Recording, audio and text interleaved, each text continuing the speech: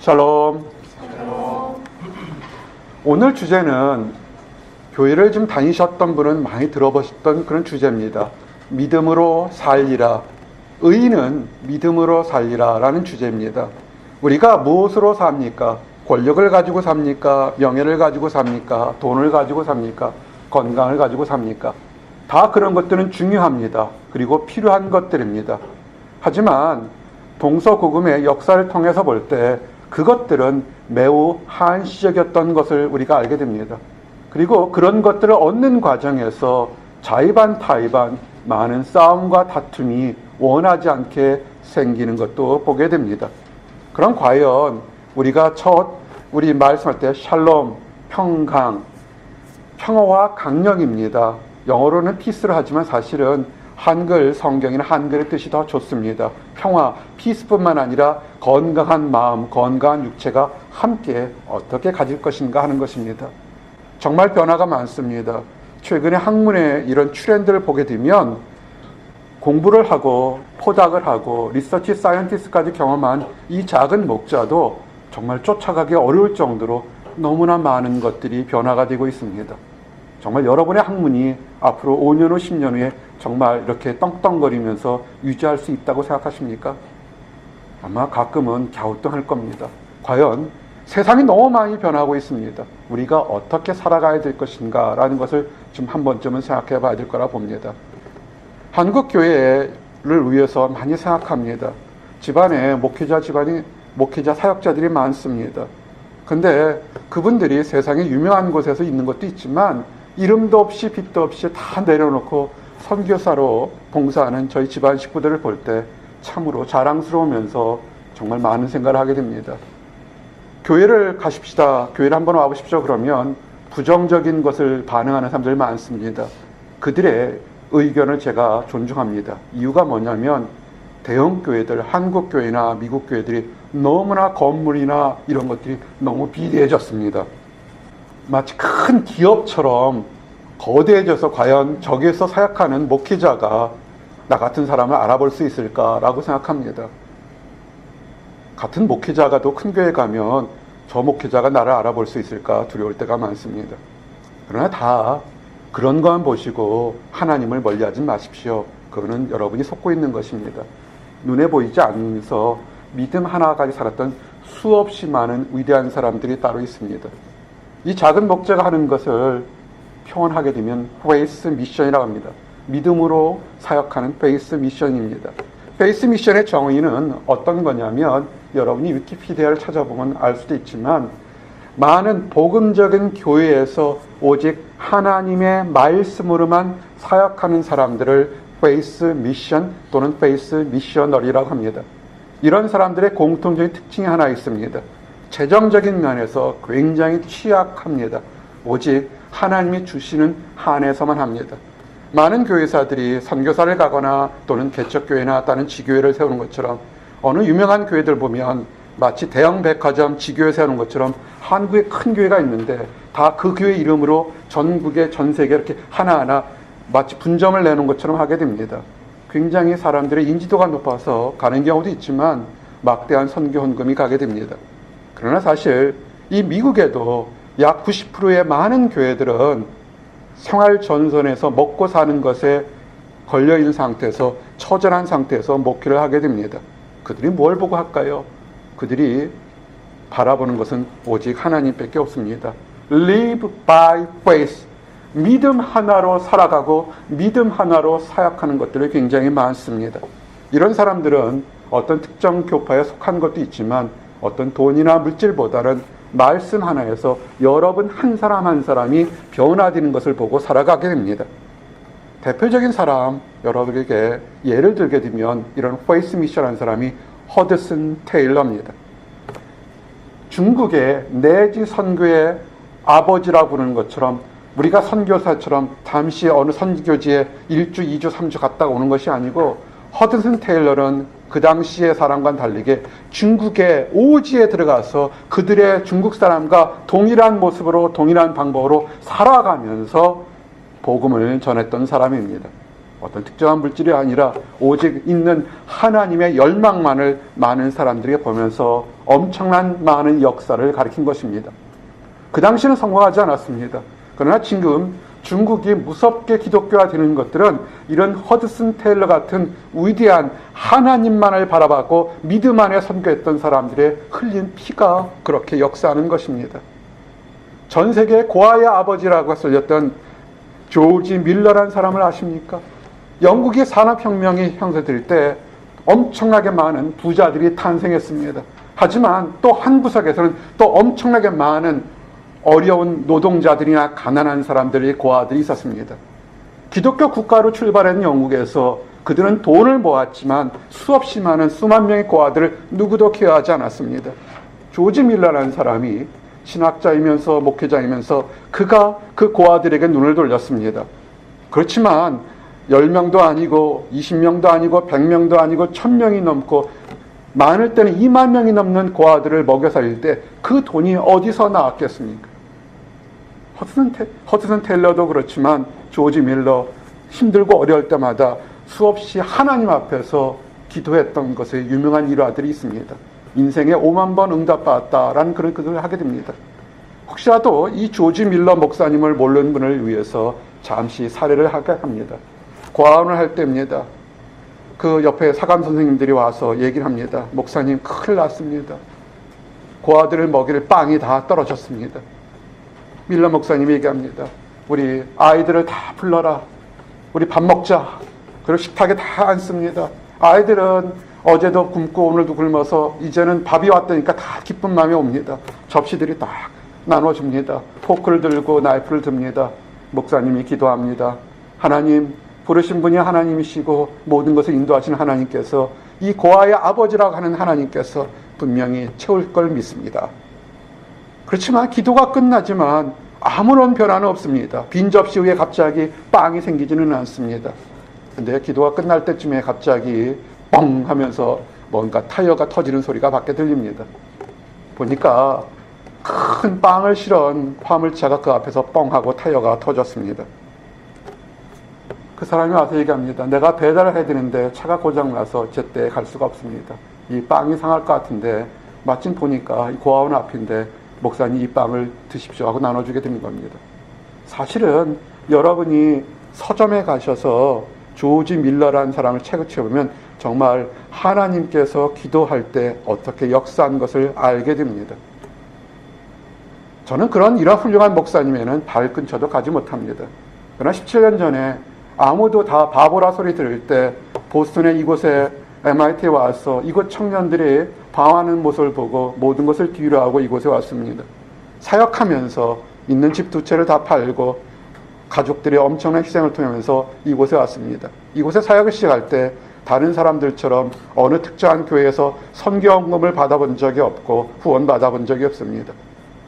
하나님께 기도하고 함께 우리 형제 자매들이 함께 기도하면서 지난 사역한 것이 벌써 17년이 된 것 같습니다. 오늘 그 얘기를 좀 하기를 원합니다. 페이스 미션, 여러분 삶에서 여러분의 능력으로 딱 막혔을 때 어떻게 응답받고 어떻게 나가는지에 대한 얘기를 하기를 원합니다.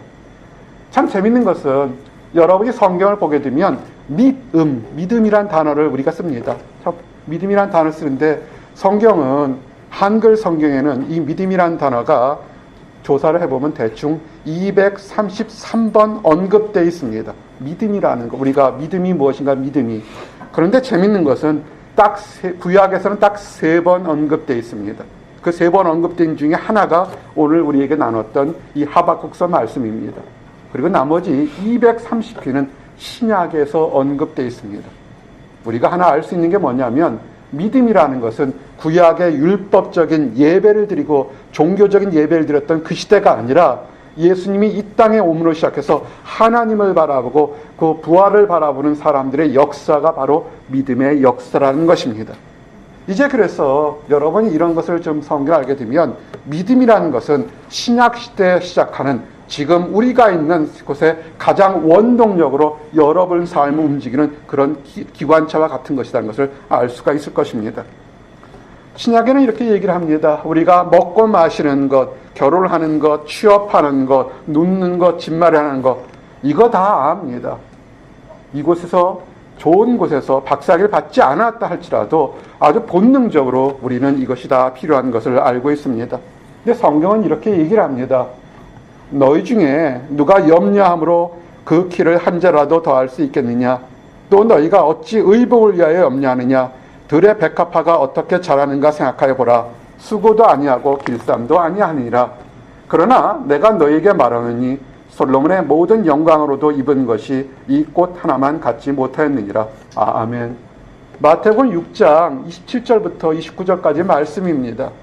이제 부활절이 되면 교회 건물 입구라면 정말 부활절 때 이스터 릴리라고 이렇게 백합을 쫙 이렇게 하게 됩니다. 우리도 교회 건물이 있으면 릴리를 쫙 갖다 놓으면 참 좋을 텐데요. 참 아름다워요. 릴리 향 보세요. 참 아름답습니다.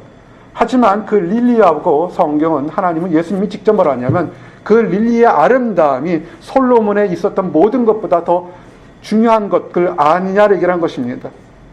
여러분이 최선의 노력을 다해서만 인정과 존중받을 거 생각하십니까? 그렇지 않습니다.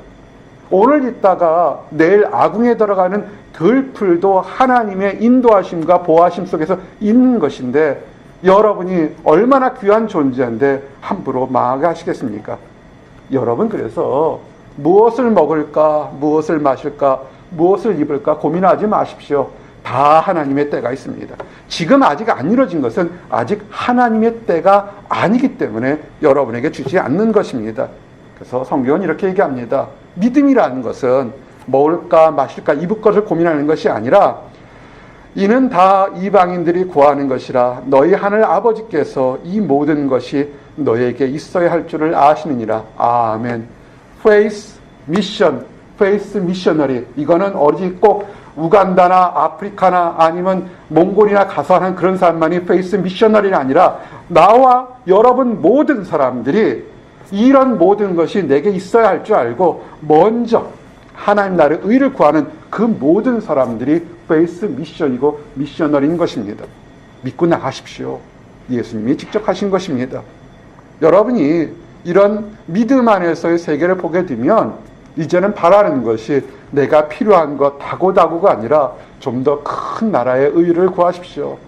지금 선거 때가 보게 되면 좀 더 어떤 사람들은 내 권력을 잡으려고 노력하는 사람이 있는가 하면 정말로 국가와 민족을 위해서 비전을 제시하는 사람도 우리가 있는 것을 알게 됩니다.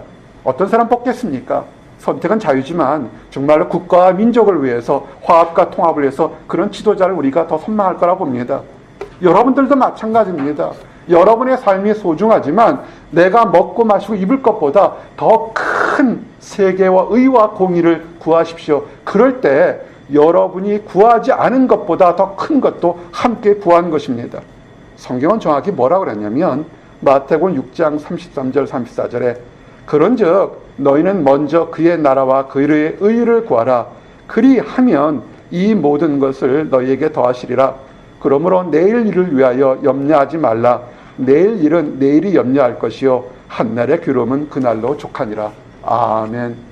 성경은 아주 재미나게 표현이 뭐냐면 내일 일을 위해서 염려하지 말라는 것입니다. 우리가 생각하기에 우리의 내일 터마로가 내 거라고 생각하지만 여러분 터마로가 여러분 것입니까? 사실은 우리는 5분 후에 어떻게 될지 아무것도 모르는 것이 우리인 것입니다. 성경은 정확하게 내일은 주어가 내 것이 아니라 내일은 주어가 내일에서 내일은 내일이 걱정 안 하고 얘기하는 것입니다. 오늘 맡겨놓고 즐겁게 사시고 무엇이 옳고 그른지 하나님 의를 바라보시기를 원합니다. 나는 공의를 바라봅니다. 하나님 나라의 의를 바라봅니다. 이걸 어떻게 할까요? 그죠? 우리는 입으로 얘기할 수 있잖아요. 그죠? 입으로 얘기하는 것을 아는 경우가 있습니다. 드러나는 것이 뭐냐면 여러분이 지금 혼자인가 아니면 믿음의 동역자와 같이 있는 것을 했을 때 내가 하나님 의를 구하는 것입니다. 하나의 예를 들어드리겠습니다. 예수님이 이 땅에 오셨을 때 많은 병자들을 고치셨습니다. 그래서 정말 허다한 많은 사람들이 예수님 곁에 가서 예수님이 안수해 주시거나 예수님의 옷자락을 밟거나 예수님 말씀하시면 그들의 병이 고쳤습니다.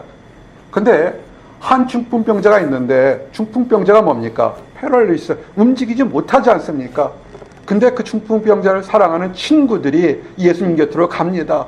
이렇게 침상에서 누워있는 웬만큼 반신불사디만 이렇게 끼우뚱기도 가겠는데, 부축이라도 가겠는데 움직일 수가 없으니까 그 누워있는 침상, 그 침대 그대로 여럿이 넷이 들고 바짝 들고 갑니다. 문제는 뭐냐면 예수님 앞에 너무나 수없이 많은 사람들이, 예수님 집 안에 사람들이 꽉 들어서 들어갈 틈이 없는 겁니다.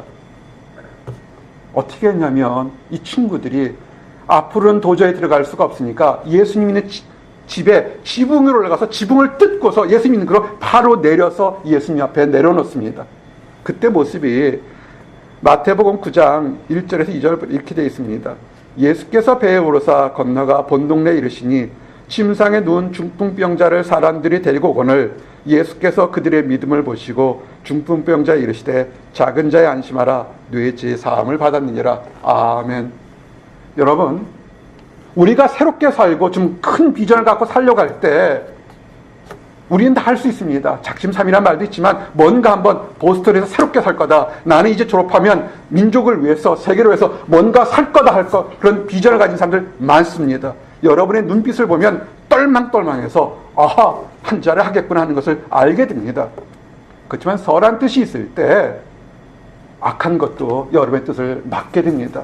가고 싶어도 가지 못할 때가 있습니다. 하나님의 의를 구하는 것은 뭐냐면 분명히 내 눈에 안 보인다 할지라도 함께 동역하는 사람들이 내 힘은 할 수 없지만 내가 꿈은 같지만 좌절하고 있을 때 아니야 너는 할 수 있어라고 함께 나가서 예수님 앞에 그 비전을 바라보는 그것이 기적의 역사인 것입니다. 왜 보스턴의 청년들이 힘들어하는 줄 아십니까? 혼자서 똑똑하고 혼자서 노력하고 혼자서 모든 것을 다 하려고 합니다. 조금 내려놓으십시오. 여러분만 뛰어난 것이 아니라 다른 사람들도 다양한 모습으로 다 뛰어나서 함께 내가 움직일 수 있을 때 나를 들고서 예수님 앞으로 나가는 그런 동역자, 그것이 믿음인 것입니다. 그렇게 살아가는 것입니다. 그리고 여러분이 건강하시면 주변에 다른 사람들을 데리고 그 사람을 예수님 앞에 나오는 것, 그 사람이 정말 의인이고 페이스 미션대로 살아가는 사람인 것입니다. 교회에 함께 가자고 인도하는 사람이요, 목회자 그 사람한테 돈 준 적 없습니다. 그 사람을 정말 사랑하고 그 사람을 존경하기 때문에 혼자는 안 될 때 함께라도 가서 이 마치 중풍병자를 예수님 앞에 내려오는 그 아름다운 마음으로 그 자리에 왔던 것을 기억하시기 바랍니다. 할 수만 있으면 그렇게 하십시오. 우리에게는 이렇게 정말 예수님 앞에만 내려가면 기적이 일어날 걸 생각해서 지붕을 뜯고 그 앞에서 공중에 투하시키는 그런 위대한 믿음이 있는가 하면 교회 생활을 아무리 오래 한다 할지라도 의심하고 넘어지고 엎어지는 사람들이 있습니다. 실망하지 마십시오. 베드로가 그랬습니다. 우리가 수제자고 예수님의 수제자라는 베드로가 예수님 앞에 수없이 많이 봤지만 의심할 때가 많았습니다. 오병이 이어의 기적이 일어난 다음에 제자들이 먼저 갔습니다. 바다를 건너가는데 파도가 쳐서 침몰되기 일보 직전입니다. 예수님께 기도하고 나신 다음에 제자들께로 가게 됩니다. 물 위를 걸어가게 됩니다. 베드로가 놀랐습니다. 이게 귀신을 보는 것인가? 너무 뱃사람이었던 베드로가 풍랑이 너무 치니까 제정신이 아니어서 지금 예수님이 파도 위를 걸어오니까, 물 위를 걸어오니까 내가 귀신을 본 것처럼 생각합니다. 베드로가 이렇게 하죠. 베드로가 대답하여 이르되 주여 만일 주님이시거늘 나를 명하여 물 위로 오라 하소서. 제정신이 아닌 가운데 예수님이 걸어오시니까 이게 진짜인지 가짜인지 모르니까 만약에 주님이면 나를 좀 물 위에 걷게 하십시오 라고 얘기를 합니다. 마태복음 14장에 보니까 그러니까 예수님이 그러시죠. 오라! 그때 베드로가 배에서 내려서 물 위를 걸어가게 됩니다. 그러다가 물 위를 걷다가 거친 파도에 져서 파도가 치고 배가 요동치는 걸 보니까 믿음이 싹 사라져서 그 순간에 바로 물에 잠깁니다. 외칩니다. 물에 빠져들어가는 순간이 얼마 될까요? 0.1초, 2초. 주여 나를 구원하소서라고 외칩니다. 그럴 때 성경은 아주 재밌게 표현되어 있습니다. 예수께서 즉시 손을 내밀어 그를 붙잡으시며 이르시되 믿음이 작은 자여 왜 의심하였느냐. 그리고서는 배에 함께 오르니까 바람이 그치는지라 이렇게 생각되어 있습니다. 여러분, 교회 다니는 건 뭐냐면 예수님을 보고 믿음 안에서 바라보는 겁니다. 우리가 살다가 믿음이 좋지만 때로는 넘어지고 엎어지고 실수할 때가 있습니다. 베이스 미션은 뭐냐면 넘어지고 엎어진다 할지라도 그 마지막 순간에 나 죽겠네 원망하는 것이 아니라 주여 나를 구원하소서라고 외치는 그것이 베이스 미션인 것입니다. 여러분이 승리하고 믿음이 있을 때지만 때로는 넘어지고 엎어질 때도 있을 겁니다. 믿음대로 마지막 순간에도 주여 나를 구원하소서, 그런 외침의 고백이 여러분의 있기를 원합니다. 때로는 예수님께서 베드로에게 왜 믿음이 적은 자야 의심하냐고 책망을 했지만 어떤 성도들은 그래도 쉬고서요. 왜 웃냐 그랬더니 목사님 그래도 베드로는 무리를 걸어봤어요. 그래요. 그 12제자가 있었는데 11제자들은 다 쳐다만 봤다고요. 지게 거르기 유령인지 지금 베드로가 미쳐가지고 지금 무리를 걷는 건지 뛰는 건지 막 짱둥어죠. 물 뛰잖아요. 그렇게 한 것처럼 했는데 다 쳐다만 봤다고요. 의심했다고요. 하지만 그 믿음 없는 베드로는 그래도 예수님 바라봐서 무리를 걸었다고요. 이것이 축복이 됩니다. 베이스 미션은 뭐냐면 우리가 꼭 믿음대로 가면 성공하고 크게 이룰 거라 생각하지만 아니야, 그렇지 않습니다. 넘어질 수 있고 엎어질 수 있고 후원받지 못하기 때문에 더 왕창 망할 수도 있습니다. 하지만 그래도 한 구석에 잘한 것은 뭐냐면 내가 넘어지고 엎어졌지만 예수님 바라보고 무리를 걸었다는 여러분의 그런 간증이 있을 겁니다. 그것이 축복입니다. 믿음대로 나가시기 원합니다. 우리에게 힘들고 아픈 병든 것이 있습니다. 제자들이 여러 번 책망드는 것이 성경에 기록되어 있습니다. 제자들에게 한 귀신 들린 사람을 찾아왔습니다. 그 아버지가 내 아들을 불쌍히 여기십시오. 내 아들이 귀신 들렸습니다. 이 아버지 대단한 사람이에요. 이게 정신적으로 심리적으로 문제가 된 건지 귀신 들린 건지를 알아볼 정도로 그 아버지는 아들을 사랑하고 아들의 문제가 정확히 뭔지 알았습니다. 현대에는 심리적이 있을 때 귀신 들린 사람들과 그 다음에 심리적으로 문제가 있는 우울증 깊은 거 참 학자들 구별하기 어렵습니다. 함부로 얘기하기 어려울 겁니다. 그런데 이 아버지는 얘기합니다. 예수님, 내 아들이 귀신 들렸으니 고쳐주십시오. 내가 예수님의 제자들에게 와서 좀 고쳐달라고 했더니 아무도 못 고쳐줍니다. 지금 예수님 고쳐주십시오 그랬습니다. 그때 예수님께서 얘기하죠. 믿음이 없고 패역한 세대여, 내가 얼마나 너희와 함께 있으며 얼마나 너희에게 참으리요. 그를 이리로 데려오라 하시니라. 마태복음 17장 17절 말씀입니다. 그리고 예수님께서 꾸짖으시면서 귀신을 나가라 그러니까 아이에서 귀신이 딱 나가면서 그대로 고쳐집니다. 제자들이 묻습니다. 당황하고 두려워서 우리는 왜 쫓아내지 못했습니까? 예수님이 유명한 얘기를 하죠. 마태복음 17장 20절에 너의 믿음이 작은 까닭이니라. 진실로 너에게 이르노니 만일 너에게 믿음이 겨자씨 한 알만큼만 있어도 이 산을 명하여 여기서 저리로 옮겨지라 하면 옮겨질 것이요 또 너희가 못할 것이 없으리라. 아멘. 우리는 사실을 이렇게 겨자씨만한 믿음으로 큰 역사들이 교회에서 있었던 걸 참 많이 듣고 보게 됩니다. 여러분, 지금 여러분 앞에 많은 문제들이 있는 걸 압니다. 문제를 보고 한탄하고 두려워하는 것이 아니라 주님 나를 구원하소서, 주님 나에게 겨자씨만한 믿음이라도 나에게 주시옵소서라고 고백하는 것이 우리의 순서가 될 거라고 봅니다. 이럴 때 정말 놀랍게도 여러분의 뛰어남과 함께 여러분의 동역자들과 함께 산을 바다에 옮길 수 있는 큰 역사가 있을 것입니다. 아까도 잠깐 얘기했지만 여러분이 거룩한 뜻을 가지고 있을 때 악한 것들도 어떻게 하면 여러분의 거룩한 뜻을 망가지려고 노력합니다. 한 번 더 이럴 때 내가 사업이든 학업이든 또는 정치든 또는 다른 면에서 정말 하나님 안에서 거룩한 큰 뜻을 가지고 있어서 나가보려고 그러는데 이리 봐도 저리 봐도 좋은 뜻인데 회방하고 방해받을 때 어떻게 해야 되는지 한 사람이 예를 들어서 증거하기를 원합니다. 맹인인 바디메오라는 사람이 있었습니다. 앞이 전혀 안 보입니다. 근데 그가 예수님께서 제자들과 함께 지나갈 때 디메오의 아들 맹인 바디메오가 그 예수님이 지나간다는 소리를 들었습니다. 그러니까 보이질 않잖아요. 예수님이 지나가는데. 그러니까 어떻게 하냐면 이 바디메오가 소리 지르게 됩니다. 듣고서 다윗의 자손 예수여 나를 불쌍히 여겨소서라고 합니다. 마태복음 10장 46절에서 52절에 있었던 얘기입니다. 그 사람들이 맹인이 다윗의 자손 예수여 나를 고쳐주십시오. 나를 불쌍히 여기십시오. 그러면 여러분들은 어떻게 하겠습니까? 앞이 안 보이는 사람이 막 이럴 거 아니에요. 나를 고쳐달라고.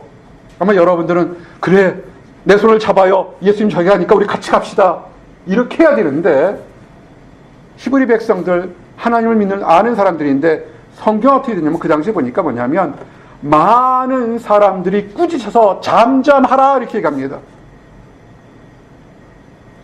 참 이거는 2000년 전이나 지금이나 동일하게 하나님 말씀대로 의를 가지고 하나님의 도움을 좀 받겠다고 나 좀 도와주십시오 그러면 그래 많이 힘들지 얼마나 어려울까 우리 이곳에 가서 함께 기도하자 이렇게 해야 되는데 그게 아니라 잠잠하라 너 시끄러워 조용히 좀 있어 라고 꾸짖는다는 것입니다. 여러분 그럴 때 어떻게 하시겠습니까? 바디메오는 이렇게 했습니다. 그가 소리를 더 크게 일러 이르되 다윗의 자손이여 나를 불쌍히 여기소서. 이것이 믿음의 사역의 페이스 미션의 기초가 되는 것입니다. 사람들이 어려운 일을 상담들 합니다. 좀 친구가 다정한 사람들 예면 내게 이런 문제가 있어 그러면 끄떡끄떡 하면서 얘기를 합니다. 그러면서 그거 안 될 거야 라고 상담해 주는 사람이 있습니다. 아니에요. 그것은 정확한 분석입니다. 늘 얘기하지만 팩트입니다. 하지만 하나님 안에서 우리는 뭐냐면 페이스 믿음 보고 나를 불쌍히 여겨 주시옵소서라고 외치기 바랍니다. 금요 예배 기도하는 자리에 사순절에 기도하는 자리에 미어 터져야 돼요. 나를 불쌍히 여기십시오. 내가 가정적인 문제로 내 건강 문제로 내 미래 문제로 지금 답답해서 다 죽게 됐으니까 나를 불쌍히 여겨달라고 해야 됩니다. 아유 체면이 있지 어떻게 합니까? 그거는 바디메오가 주여 나를 불쌍히 여겨달라 할 때 잠잠하라 꾸짖을 때 그거와 똑같은 겁니다. 그랬더니 그가 들여 소리 질렀더니 성경의 표현이 참 재밌는 게 뭐냐면 예수께서 머물러 서서 예수님의 목표는 지금 다른 곳으로 가려고 했는데 그 소리 듣고 머물러 서서 얘기합니다. 그를 불러오라.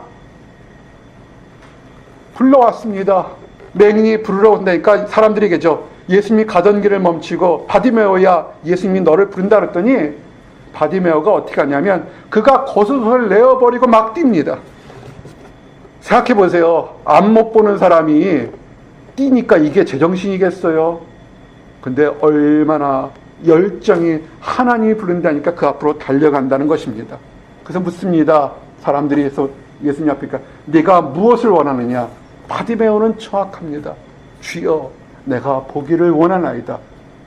예수께서 말씀합니다. 너희 믿음이 너를 구원하였으니 가라 그럽니다. 그때 예수님께서 그렇게 얘기할 때 바디메오가 눈이 확 떠지게 됩니다. 그러면서 이 바디메오는 그 순간부터 예수를 따라다니는 제자가 되어버렸습니다.